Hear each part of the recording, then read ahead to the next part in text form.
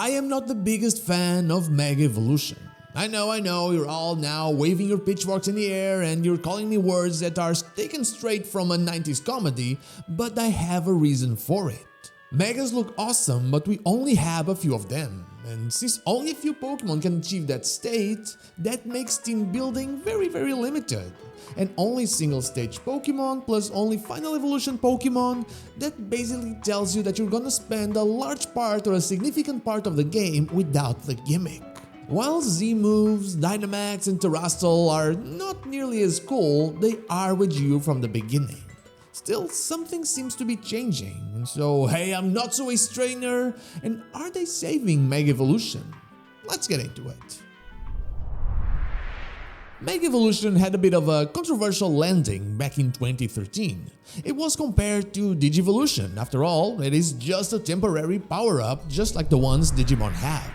I didn't think much of it, it was just a new toy to play with, and I am a fan of Digimon, so that was fine with me. But when we started getting more and more gimmicks, I started thinking that maybe only having a limited number of toys to play with wasn't as cool as having all of them. I know that not all Pokemon had exclusive Z moves and not all Pokemon had Gigantamax forms, but still all of them had something. And that just made it much better. I didn't have to choose which Pokemon to have on my team, I could play with anything. When Legends Z-A got announced with the return of Mega Evolution, I got very hyped, but it was more because of Zygarde than it was for the form change. But two things have changed how I feel about it: the Z-A gameplay and Pokemon Champions. So like and hype these videos, subscribe to the channel, and consider becoming a channel member to help out the content I make. Now, let's carry on. First, the gameplay. Mega Evolution, just like with any other gimmick, it is just a power-up. A form change. Yes, the forms are interesting for the most part and they get their stats boosted, but that's about it. Z moves have crazy animations that ran at less than optimal frames per second. Gigantamax and Dynamax bring out new max moves, which also changes how things evolve through the battles. And Terra Energy changed how everything in the battle looked, with the type changes making it possibly one of the most interesting gimmicks so far. In fact, I'd argue that it is the most interesting. In Z-A, we are free from the shackles of a turn-based battle, and so they had to adapt. They had to make sure that Mega Evolution wasn't just a one-time form change per battle, and they did just that. While you're battling, you can collect Mega Evolution orbs that fall from opponents, and then it starts charging your Mega Evolution meter. This meter will then start to decrease, and when it goes to nothing, when it's completely depleted, well, you're back to your good old boring non-Mega self. But do not worry, you can still catch more of those Mega Evolution orbs and Mega Evolve once more. We still don't know if you can do this to multiple Pokemon, like if you have two Pokemon with a Mega Stone, can you just Mega Evolve one and then Mega Evolve the other if you want, as long as you have your meter full, but if you can, that will just make it that much more interesting. Mega Evolution now, and specifically in this game, has something attached to it that makes the whole gimmick more interactive and skill-based. Of course, this wouldn't work in a regular Pokemon game with turn-based battles, but in the context of Legends Z-A, it's fantastic. You don't just press the button and attack with your boosts, you now have to think about what comes after because you are on a timer. And speaking of turn-based battles, and since they still are the core of Pokemon, Pokemon Champions has quite a lot of those. During Worlds 2025, they announced that Pokemon Champions will be the platform for VGC during Worlds 2026. In my opinion, this is a great decision because the platform is free and available on both mobile and Switch. Another thing that it does is open up the possibility for new changes or very interesting changes that can start happening as early as Gen 10.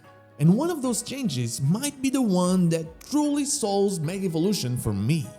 We don't usually have many games that connect to the main series in any way, but there have been a few. Pokemon Ranger was famously, and for a long time, the only way to get a Manaphy egg in Gen 4. And more recently, Pokemon Go has done the unthinkable, introducing a brand new mythical Pokemon and its evolution, and opening up the doors for the same to happen again. These Pokemon have no region and have yet to be found in any main series Pokemon games, so you can only catch Melton and Melmetal in Pokemon Go. And it got me thinking, My biggest grip with Megas is how limiting they are. And honestly, I trade all of Megas in ZA for regional forms. But if they were able to introduce new Mega Evolutions without the need to make every mainline Pokemon game a Mega-focused game, then that would be fantastic. Slowly but surely, they could expand the Mega roster and decrease the number of Pokemon that cannot use it. And yeah, it would be just single stages and final evolutions, but I think that part just cannot be fixed. It's part of the whole gimmick. A while ago, I made a video about why Gen 10 would have Mega Evolution, and I still kinda stand by that possibility, but I'm not as confident now. My reasoning was simple. Hisuian forms were introduced in a non-VGC game, Pokémon Legends Z-A, and then made available in Scarlet and Violet, a VGC game. So, new Megas would go through the same process, introduced in ZA and then available in Gen 10. Now they don't really have to do that, as it has been confirmed Megas will be the focus during Worlds 2026. But in the future, and without the need to make a game about Megas, they can introduce more and more in order to build a new format that focuses on this mostly beloved gimmick. For example, you get the Gen 10 gimmick, you have Worlds 2027, and then with the DLC, Worlds 2028, but then just bring Megas for Worlds 2029, add a few more 2 Pokemon champions, and that would change things up.